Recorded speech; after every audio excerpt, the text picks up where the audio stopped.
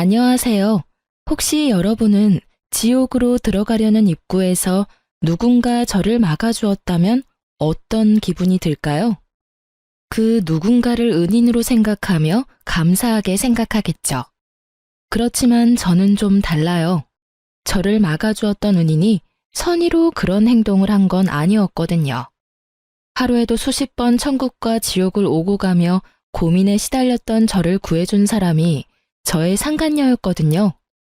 지인들이 제 이야기를 들으면 진짜 잘 됐다며 웃으며 소리칠 정도로 절묘했던 저의 이혼 이야기를 다른 사람들과도 나누고 싶어 글을 올리게 됐네요.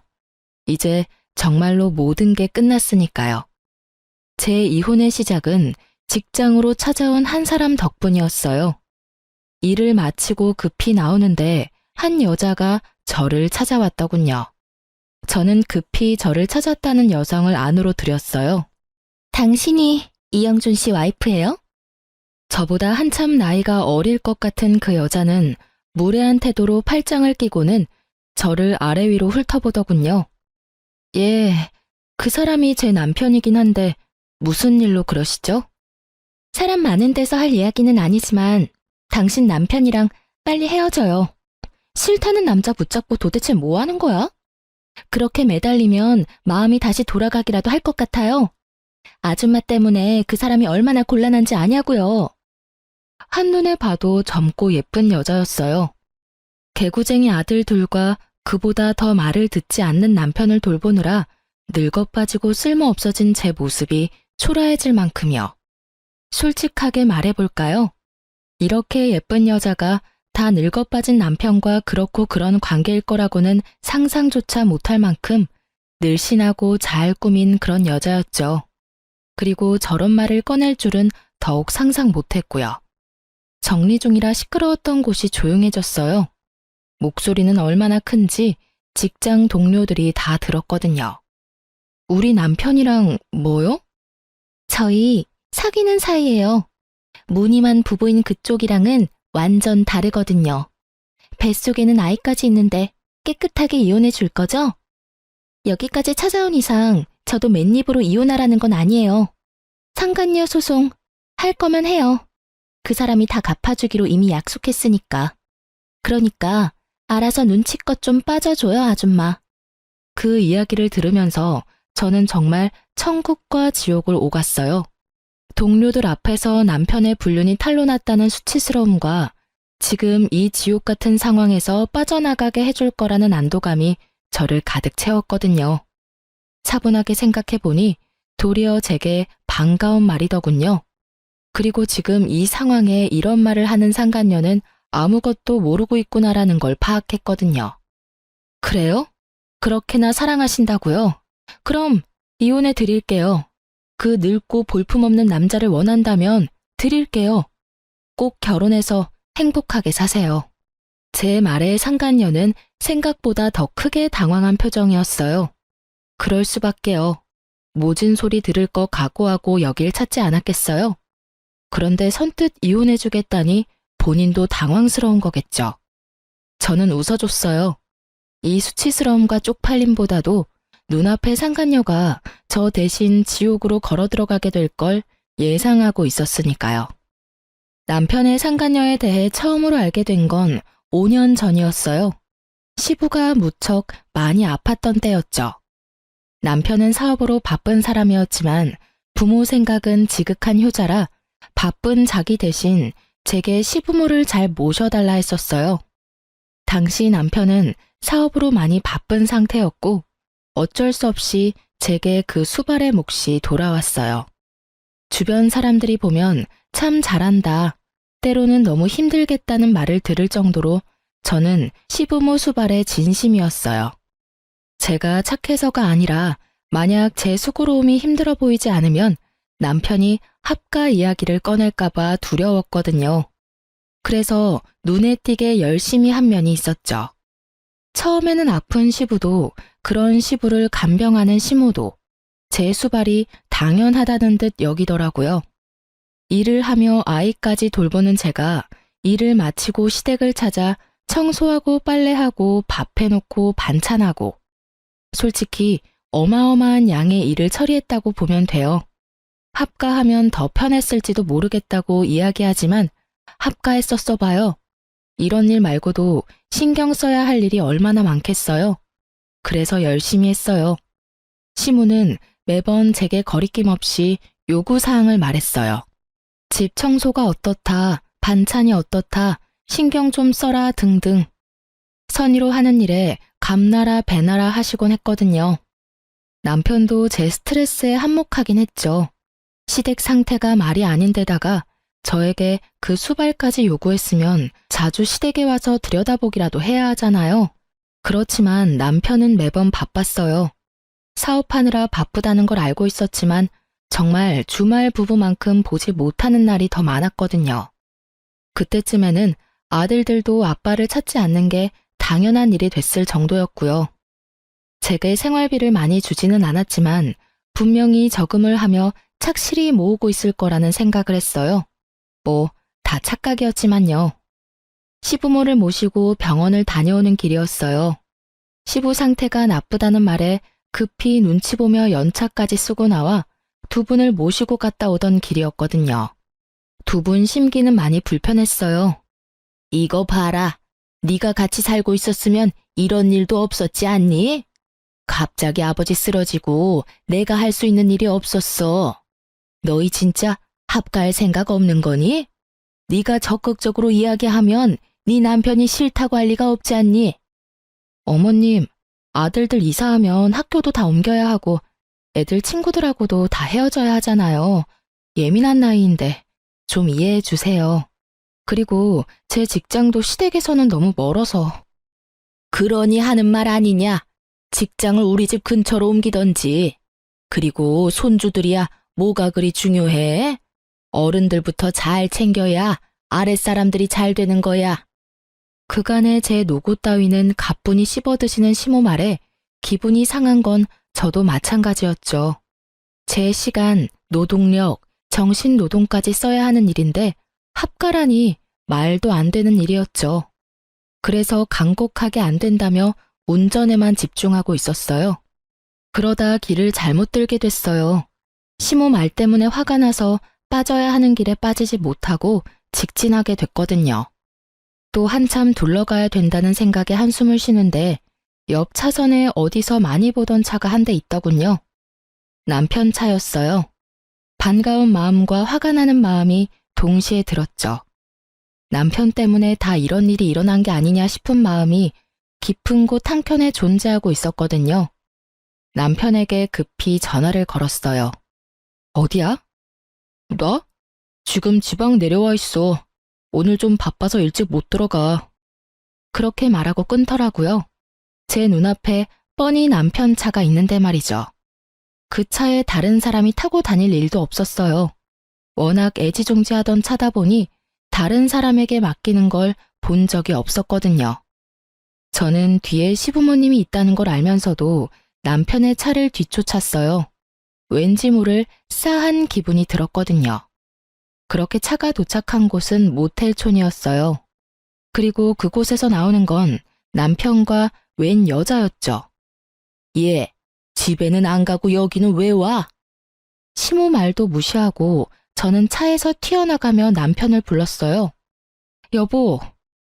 제 말에 남편이 깜짝 놀란 듯 뒤돌아보더군요. 제 얼굴을 발견하고는 팔짱 끼고 있던 여자 손까지 놔버리고요. 여자는 놀랐는지 후다닥 도망가 버렸어요. 여보, 당신이 여길 어떻게... 내가 할 말이지. 당신이 왜 여기에 있어? 그것도 새파랗게 젊은 여자랑. 여태껏 바쁘다더니 바람 피고 있었던 거야? 너 지금 바람 피면서 나한테 시부모님 수발 들도록 만들었어? 여보, 그게 아니라 저 여자랑은 그냥 잠깐 쉬려고 온 거야. 떳떳하면 도망은 왜 가? 그리고 쉬려면 혼자 쉬지. 왜 당신이 그 여자랑 같이 들어가서 쉬어? 그것도 모텔에서. 당신이 어떻게 나한테 그래? 애들이며 시부모님이며 다 나한테 맡겨두고 다른 년이랑 바람이나? 네가 사람이니? 사람이야. 이딴 짓 해놓고 나한테 합가하자고. 왜? 나 시댁에 처박아두고 다른 년이랑 더 편하게 붙어 먹으려고? 둘이 큰 소리를 내고 있으니 시모가 나왔더군요.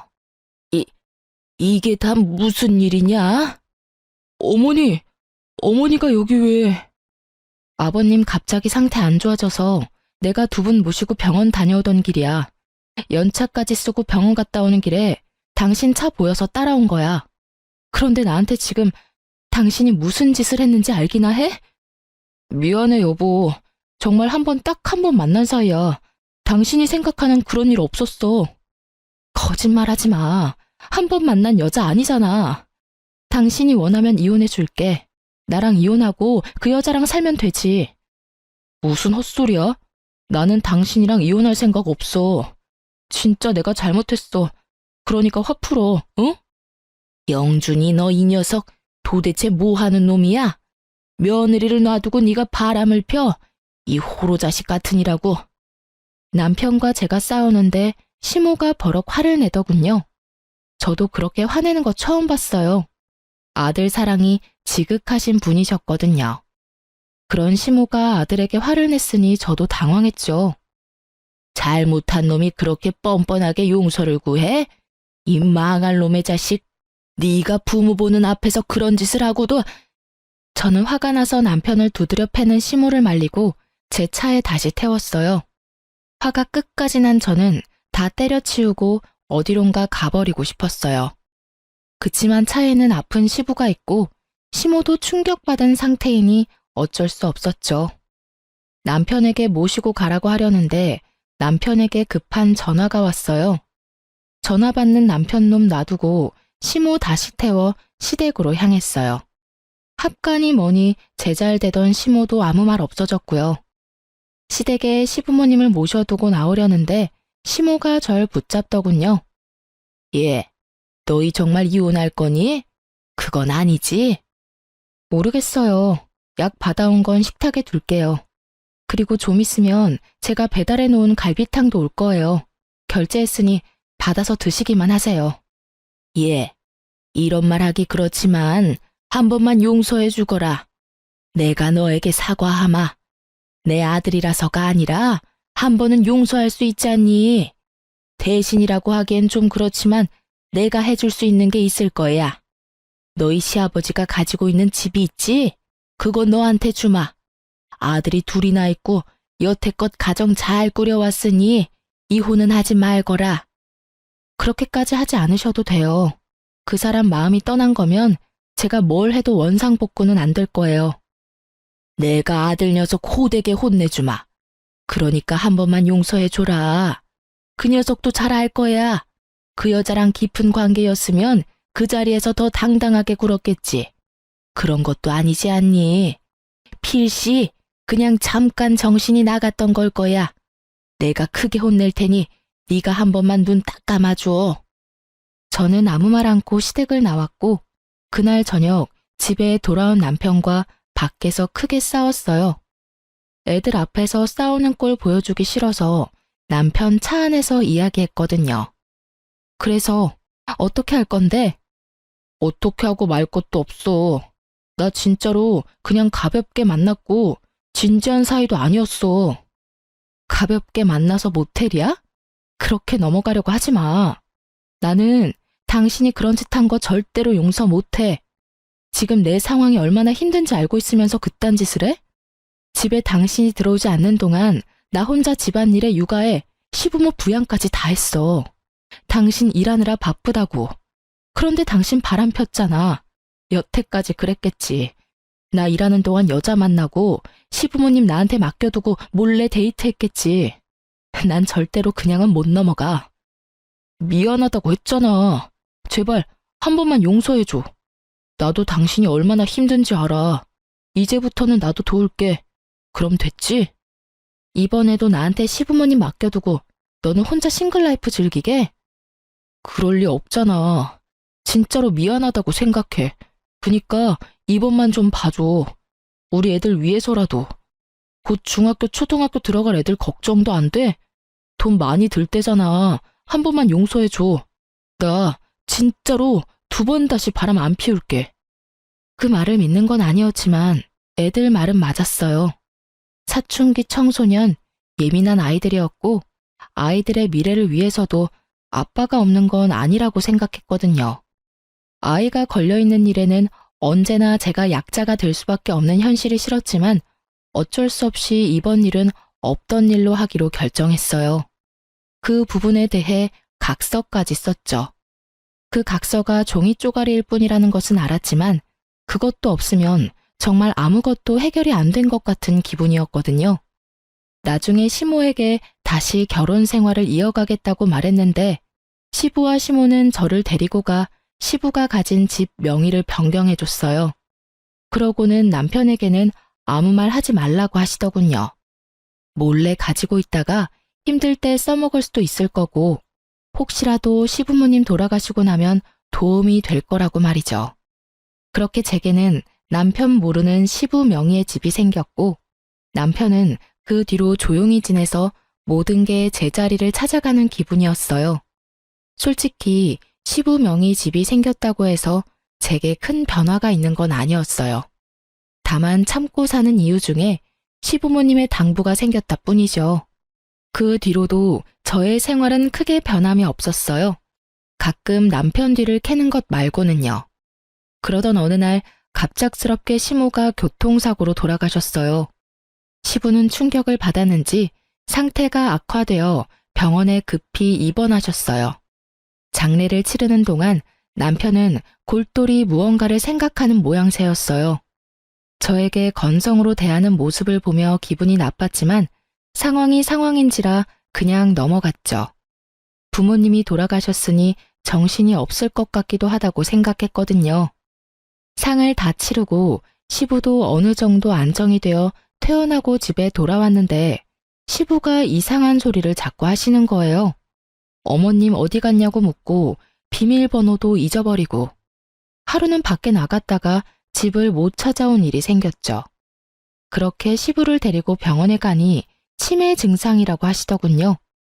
시모를 잃고 급격한 충격으로 이전부터 보였던 경미했던 인지장애가 더 심해진 거 아닌가 하고 추측했어요. 남편이 집에 돌아오면 그 이야기를 하려고 생각하며 집에 돌아왔는데 집 우편함에 편지가 하나 와 있더라고요. 보니까 남편의 건강검진 결과였어요. 2, 3주 전에 검진을 했는데 그때 결과가 나온 거죠. 저는 아무 생각 없이 우편을 뜯었는데 남편의 간 수치가 좋지 않더군요. 엄청 나쁜 수치는 아니었지만 재검을 하라는 의사소견이 있더군요. 당신 간 수치가 좋지 않아서 재검하라는데? 그 정도 수치는 괜찮아. 어머니 상 치르느라 몸이 좀 피곤했나 봐. 좀 쉬면 괜찮아지겠지. 그래도 혹시 모르니 정밀검사 받아봐. 나 오늘 병원 갔다 왔어. 아버님 모시고. 아버님 치매라고 하셨어. 이런 상황에 당신 몸까지 아프면 내가 못 버티니까 꼭 재검 받아. 알았지? 제 당부에 남편이 깜짝 놀라더군요. 시부가 치매라는 사실에 놀란 듯 보였죠. 하긴 얼마 전에는 시모상, 이번에는 시부의 치매 소식까지. 제 걱정이 이해가 되기는 했는지 남편이 이참에 검사 받겠다고 하더군요. 그 주 주말에 남편이 정밀검사를 받으러 갔다 왔는데 한눈에 봐도 얼굴이 영 안 좋았어요. 뭐가 이상이 있는가 보다 싶었죠. 그런데 그 뒤에 남편이 저한테 병원을 같이 가자고 하더군요. 그렇게 남편과 병원을 방문했다가 남편이 간암 2기라는 사실을 알게 됐어요. 의사는 이식이 필요할 수 있다고 말했고 저는 멍해졌어요. 의사의 말을 듣고 있는데 아무것도 귀에 안 들어오더라고요. 점점 멀어지는 목소리에 계속 그 생각만 들었어요. 이제 어쩌나 하는. 아픈 시부는 치매에 걸렸으니 내가 돌볼 수 없다 치더라도 아직 대학까지 갈 길이 먼 우리 두 아들과 남편의 암수발까지 어찌드나 하는 생각만 들었죠. 여보, 나 당신한테 잘한 거 아무것도 없는 거 알아. 그치만 우리 아들들 생각해서라도 간이식 좀 해줘. 아직 이식해야 한다고 확정난 건 아니잖아. 치료 잘 받아. 우선 이식 안 하고 끝내는 선이면 제일 좋지. 저는 선뜻 이식을 해주겠다는 말을 하지 못했어요. 제 몸이 축나면 어린 아이들은 어쩌나 하는 마음이 먼저 앞섰던 것이 사실이에요. 그리고 무엇보다도 이 남자는 저를 배신한 적이 있으니까요. 아마 남편의 외도를 몰랐다면 저는 기꺼이 제 간도 내어줬을 거예요. 그렇지만 이미 한 번의 외도를 겪었으니 고민이 되는 거였죠. 남편은 집에 있는 동안 간이식에 대해 끈질기게 제게 물어왔지만 저는 계속 그 이야기를 피했어요. 그리고 남편은 치료를 위해 병원으로 들어가게 됐고 남은 저는 남편이 항암 치료받고 돌아올 집을 청소하기 시작했죠. 암 환자에게 더러운 환경을 제공할 수는 없으니 깨끗하게 집안을 치웠어요. 남편이 쌓아둔 물건들을 청소하는 중에 너무나 충격적인 걸 발견하고는 그 자리에서 주저앉았어요. 이혼 신고서였어요. 그것도 작성이 되어 있는 신고서였죠. 제가 써야 할 부분만 남겨두고 나머지는 빼곡히 채워진 서류를 보며 저는 이를 악물었어요. 아마 이 서류가 자신의 암 진단 소식을 듣고 쓰여지지는 않았을 거예요. 분명히 암 진단 되기 전에 쓴 거겠죠. 그러니 지금 저한테 간이식 나팔을 불며 해달라고 난리인 거고요. 저는 자리에 앉아 그 분노를 고스란히 곱씹고 있었어요. 정말 욕이 한 바가지 나올 것 같았죠. 제가 뭐 때문에 이 집을 이렇게 청소하고 있는데 내 뒤통수를 치려고 준비를 하고 있었다니. 열받은 저는 청소며 뭐며 다 때려치고 남편이 쓰던 그 방을 그냥 더러워진 그대로 놔둬버렸어요. 그리고 이혼 서류 사진을 찍고 그걸 챙겼어요. 남편 놈이 원하는 게 뭔지 정확히 알아야 하니까요. 그 다음날 일을 하러 가서도 그 이혼 서류 생각만 했어요. 남편 놈이 왜 나와 이혼을 하려고 하는 것일까? 그 생각이 들었죠. 그리고 그 생각의 끝에는 여자가 있었어요. 남편은 외도를 한 적이 있었잖아요. 그때는 그냥 노는 사이라며 헤어졌지만 여태껏 만나고 있었을 수도 있죠. 그러면 좀 더 깊은 사이가 됐을 수도 있고요. 그렇게 하루 종일을 그런 생각과 씨름하며 스트레스 받던 제게 그 여자가 찾아온 건 퇴근하기 직전이었어요. 그리고 그 여자가 제게 남편과 헤어져 달라고 하더군요. 그 이야기를 들으면서 그 여자는 저를 화나게 할 작정이었던 것 같아요. 제가 화를 내면 낼수록 이혼이 더 가까워질 거라고 생각한 듯 하고요. 그렇지만 그 여자는 아무것도 모르고 있는 것 같더라고요. 하긴 남편 놈이 그 이야기를 상간녀에게 할 리가 있겠어요? 아프다는 이야기하면 떨어져 나갈 게 분명할 텐데 게다가 수발 들라는 걸 상간녀에게 말할 수나 있겠어요? 그러니 조강지처에게 이혼 서류 낼 시간을 미루면서까지 간이식을 원하는 거겠죠. 이 좋은 기회를 제가 놓칠 필요는 없었죠. 나를 호구로 보는 남편 새끼랑 그런 남편 새끼랑 붙어먹은 상간녀 둘에게 모두 제가 지니고 있는 짐덩이를 넘겨버리면 그만이니까요.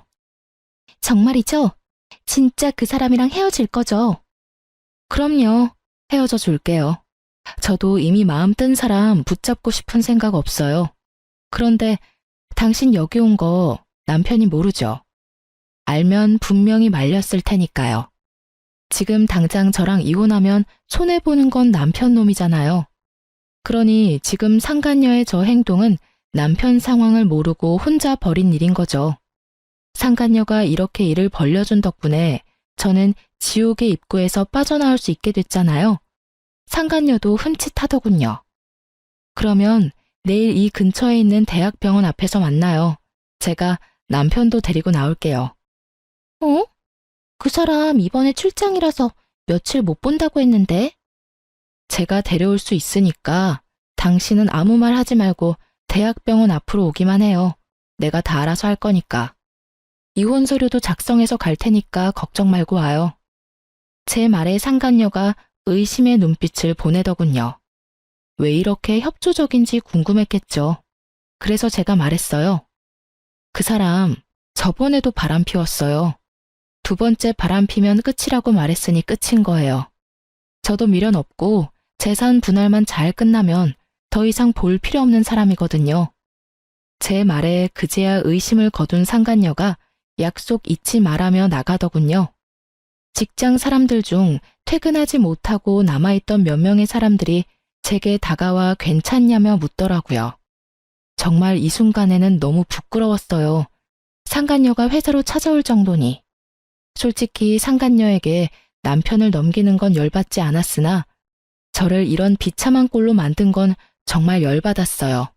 게다가 남편이 앞에서는 나뿐이라며 동정심사게 말하고는 상간녀에게는 아프다는 이야기조차 하지 않고 저를 이용하려고 했다는 생각에 배신감이 무척 들었죠.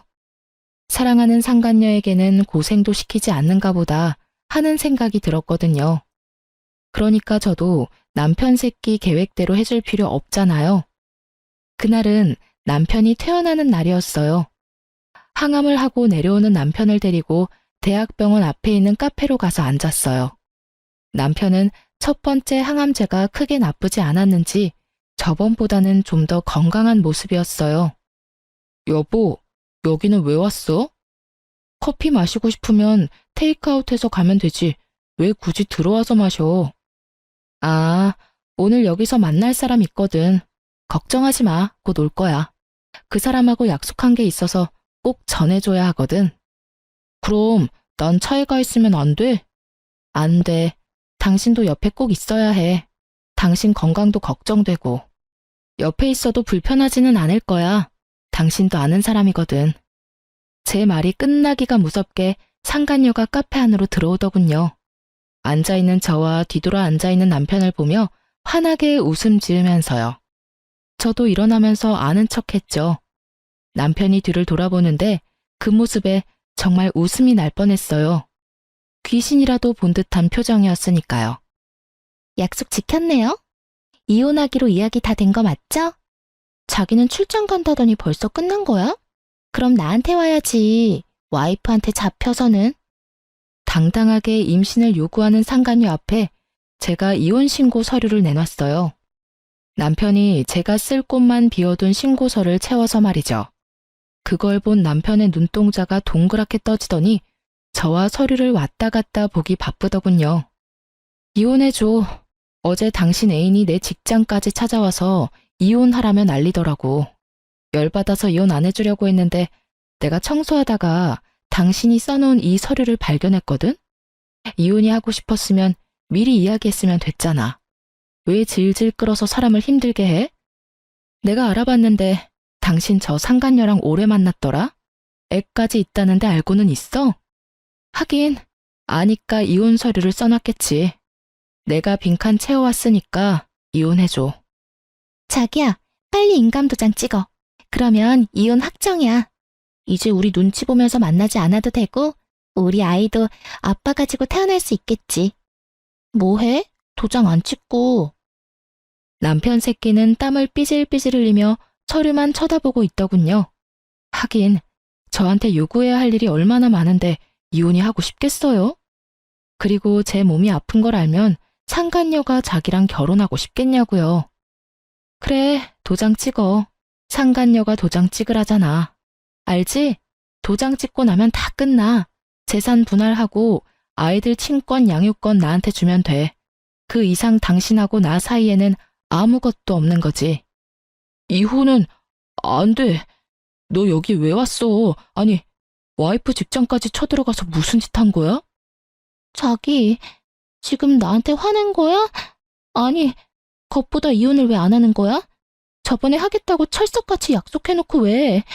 너 혹시 와이프 못 떠나겠다 뭐 이런 거야? 나 임신까지 시켜놓고? 그런 거 아니야.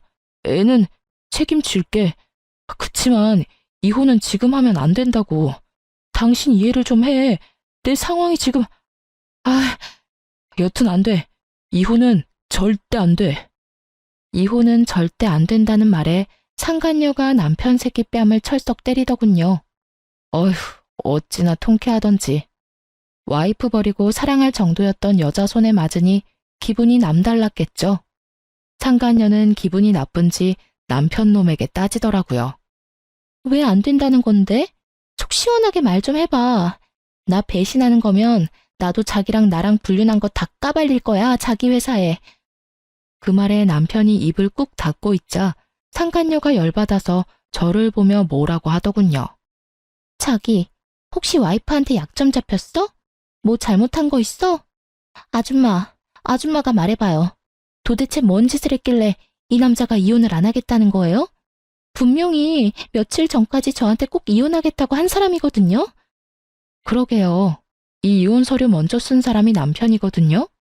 저는 빈자리 메운 거밖에 없었어요. 그런데 이혼을 왜 안 해줄까? 최근에 바뀐 건 그것밖에 없네요. 우리 대학병원 앞에서 만난 이유도 그것 때문이에요. 사랑하는 상간녀 상처받을까봐 가남 이기인 것도 말 안 했나 보네? 남의 입으로 듣기 싫었을 텐데. 미안해요. 시간 좀 더 있었으면 남편이 당신한테 말해줬을 거예요. 안지 얼마 안 돼서 저한테 간이식 해달라고 끈질기게 요구하고 있었거든요. 전 남편이 예전에 바람핀 것 때문에 간 주겠다고 약속도 못하고 있었는데 잘 됐죠. 이렇게 간 줄 수 있는 건강한 상간녀가 있으니까요. 아, 그런데 애가 뱃속에 있으니까 애는 낳고 줘야겠네요? 뭐, 그건 두 사람이서 알아서 하세요. 어차피 내 간만 아니면 되니까요. 이혼하면 간 줄 필요도 없죠. 하긴, 이혼하지 않아도 줄 생각은 없어졌지만, 제 말에 남편 놈이 식은땀을 줄줄 흘리며 입을 답싹거리더군요. 그리고 상간녀는 너무 놀랐는지 아무 말도 안 하고요. 왜요? 남편 달라면서요. 줄 테니까 알아서 잘 가져가요. 이혼 서류도 썼으니 도장만 찍으면 이혼하는 거예요. 약속대로 해주겠다는데 왜 그렇게 얼굴이 질렸어요? 제 말에 상간녀가 갑자기 아주 얌전해지더군요. 이번에는 남편이 상간녀 모습을 보더니 쌍심지를 켜더라고요. 내가 이혼하면 간이식 못 받아. 그리고 당신 힘들게 할 수도 있어. 그래도 당신 나 사랑하니까 간 줄 수 있지? 뱃속의 애를 생각해. 내가 살아야 애도 멀쩡한 가정에서 살 거 아냐?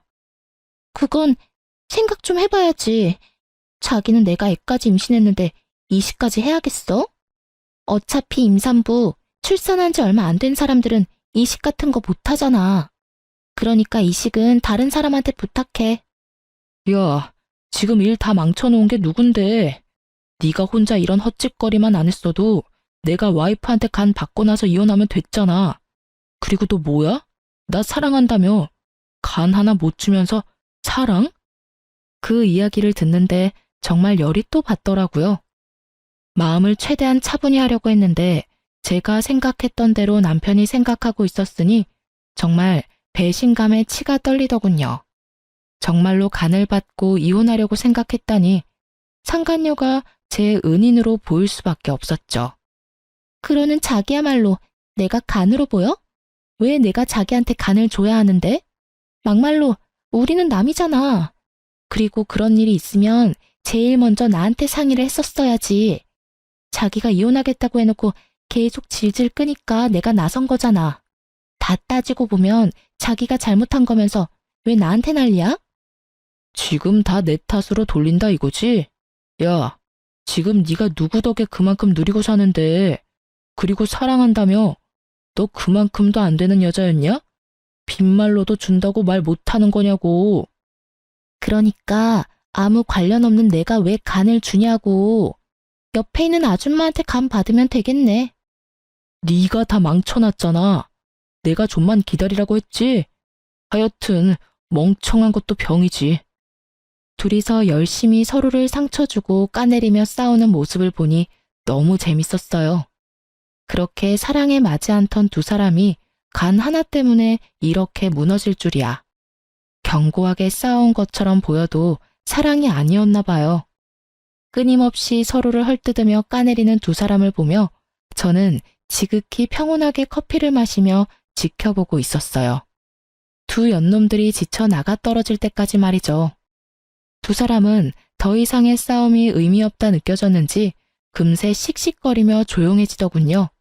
그때 남편에게 이혼 서류를 내밀었어요. 도장 찍어. 이혼해 줄게. 도장 없어. 여보, 나 진짜로 이혼 안 할 거야. 나 지금 이혼하면 죽는 거 알잖아. 인감이라면 내가 가져왔어. 그러니까 찍어. 그리고 이혼은 당신이 하겠다 말겠다 정하는 거 아니야. 당신은 이미 유책 배우자고 나는 당신 불륜을 이유로 이혼 소송 충분히 가능해. 증거는 차고 넘치잖아. 상간녀 뱃속의 아기가 불륜의 결실인데. 그리고 지금 이혼한다고 당신이 죽을 일은 없어. 지극정성으로 와이프 수발 받으며 치료 잘 받고 물 좋고 공기 좋은 곳에서 살면 분명히 치료 잘 될 거고. 뭔 걱정이야? 이혼하고 당신 와이프 해주겠다는 여자도 있는데. 여보, 제발. 이 여자랑 지금까지 싸운 거 안 보여? 나 당신이랑 헤어질 수 없어. 아들들은 어쩌고, 우리 아들. 다른 아들 생기겠지. 딸인지 아들인지는 모르겠지만. 자식이 하나뿐인 것도 아닌데 무슨 아들 걱정? 그리고 당신이 아들 걱정을 했으면 바람을 피지는 말았어야지. 이미 나랑 이혼할 준비까지 해놓고 아들 핑계 대기는? 내가 아무것도 모르는 년처럼 보이지? 다 알아. 당신의 그 얄팍한 생각이 눈에 보여서 미치도록 짜증난다고. 간? 염치도 양심도 없는 놈아. 그걸 왜 나한테 이야기해? 이혼하고 재혼할 여자한테 부탁하라고. 제 말에 상간녀는 고개를 돌려버렸고 남편 놈은 결국 인감을 찍었어요. 강경한 제 모습에 남편도 당황한 듯 보였거든요. 그리고 상황이 여기까지 왔는데 이혼을 하지 않는 것도 이상했죠. 그렇게 저는 남편과 이혼을 했고 친권과 양육권은 제가 가져오게 됐어요. 아이들은 바람펴서 이혼하려 했던 아버지를 아버지로 생각하지 않았거든요. 남편이 아픈 것이 불쌍하지 않냐고 생각하는 사람들도 있었어요. 그래도 아픈 사람인데 참고 살아야 한다고요. 그런데 참고 살면 남는 게 뭐죠? 이미 남편의 마음은 제가 아닌 다른 여자에게 있고 새로 태어날 아이에게 있는데 그러려고 이혼까지 생각한 남자에게 제가 뭐하러 미련을 둬요. 두 사람이 치고받고 싸우는 모습에 둘이 헤어진 줄 알았는데 아니더군요. 두 사람이 화해를 했는지 저와의 이혼 후 상간녀와 결혼을 했더라고요. 그때도 콧방귀만 꼈어요. 끼리끼리 똑같은 것들끼리 만나서 얼마나 잘 살겠나 싶었죠. 서로를 상처 주는 말은 결국 가슴에 고스란히 남아있거든요. 그렇게 상처 주고 상처받은 사람들이었으니 온전히 살 수 있을 리가 없다고 생각했어요. 그리고 전 남편의 결혼 소식이 들리고 몇 달 뒤에 전 남편이 제게 울며 전화가 왔더군요. 처음에는 받지 않으려고 했는데 아이들 일일지도 몰라서 받았죠. 여보, 나 좀 도와줘. 이혼한 마당에 내가 해줄 수 있는 일은 없는 것 같은데. 제발, 나 너무 힘들어. 지금 입원해 있는데 보호자가 없으니 일 처리가 제대로 되지가 않아. 보호자가 왜 없어? 당신 마누라 있잖아. 마누라 찾아야지 왜 엄한 나를 찾아? 그 망할 여자는 여기 없어. 그 여자도 지금 당장 찾으러 가야 하는데 코빼기도 안 보여. 그년이 내 집 팔고는 돈 들고 날랐어. 그게 무슨 소리야? 우리 재산 분할할 때 아버지 명의 아파트가 당신 명의로 넘어간 거 보고는 집에 돈 될 만한 물건 없다고 생각했나 봐. 하긴 없긴 했지. 아버지 사시는 엄마 명의 건물은 대출이 걸려 있으니 돈이 안 될 것 같으니까 우리 집을 판 모양이야. 게다가 내가 공동 명의로 해줬거든. 참 대단한 사랑이다 싶었어요. 그렇게 속내 다 내놓으면서 싸워놓고 공동명의라니. 그렇게 싸워놓고 공동명의? 당신도 대단하네. 그 여자가 나한테 간 준다고 했단 말이야. 나도 그냥 준 거 아니었어. 그것 때문에 준 거였는데 내가 몸 상태가 너무 안 좋아져서 얼마 전에 입원했는데 그동안 내가 죽을 거라고 생각했는지 필요한 거 싹 다 챙겨서 도망갔더라고. 그리고 나 몰래 나 죽으면 보험금 얼마 나오는지도 물어봤다더라. 진짜 징그러운 여자야. 내가 그런 여자한테 정신이 팔렸다니 정말 당신 보기 민망하고 미안해서. 나한테 미안해할 필요 없어. 당신이랑 나 이제 아무 사이도 아닌데 뭐. 그래서 신세 한탄 하려고 나한테 전화한 거야? 그건 아니고 나 죽으면 보험금 그 여자가 다 가져갈 건데 당신 그거라도 챙겨야 하잖아. 그러니까 다시 재결합하자 우리. 나도 그런 여자한테 속아서 당한 거고 당신도 한 번만 눈 감아주면 되잖아. 다 끝난 마당에 보험금은 무슨 보험금인가 싶었죠. 그러니까 당신이 나한테 간이식 좀 해줄 수 없을까? 나 그 여자 때문에 스트레스를 너무 많이 받아서 그런지 몸 상태가 너무 안 좋아져서 간이식까지 해야 한다고 하거든. 정말로 사람 하나 살리는 셈치고 나한테 이식 좀 해줘. 나 앞으로 당신 말이라면 죽는 신용이라도 할 테니까. 게다가 우리 애들 생각해서라도. 혼자서 지랄을 하네. 우리 애들 생각하는 거면 더더욱 당신이랑 재결합은 아니지. 애들이 우리 이혼하면서 얼마나 상처받았는지 모르지? 벌써 중학교, 고등학교 들어간 애들이 자기 아빠 불륜인 거 몰랐을까봐? 다 알고 있어. 내가 말하기도 전에 벌써 다 알고 있더라. 인간아, 어떻게 살았으면 자식들한테 바람난 아버지 부끄럽다는 이야기를 들어? 당신이 한 짓이 그런 짓이야. 그러니까 나한테도 애들한테도 절대로 연락하지 마. 알았어? 여보, 나 진짜로 당신 없으면 죽을지도 몰라. 나 혼자서 어떻게 투병 생활을 해. 치료받는 동안 보호자만이라도 되어주면. 진짜 징글징글하다, 당신. 나한테 간 줄 거냐고 악착같이 묻고 다녔을 때 이미 나랑 이혼하려고 생각했던 거 알아. 당신 그런 사람이야. 자기 몸 생각해서 싫은 여자랑도 같이 살 수 있고 아쉬운 소리도 할 수 있고 끔뻑 죽는 신용도 할 수 있는 사람. 나는 여전히 열받아 있는데 뭐가 어쩌고 저째? 재결합. 혼자서 북치고 장구치고 앉았네. 난 절대로 재결합 안 해. 당신 수발 들라고? 내가 왜? 내가 왜 그래야 하는데? 그러고 나서 나중에 또 딴 년이랑 붙어먹게? 그 꼴 못 봐, 나는. 그러니까 암 투병 생활 같이 해줄 수 있는 사람 찾아.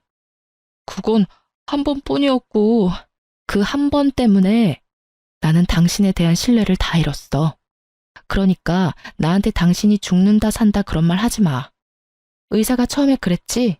치료 잘 받으면 살 수 있을 거라고. 당신이 여기서 매달려야 하는 사람은 내가 아니라 의사라고. 저는 그렇게 말하고 전화를 끊어버렸어요.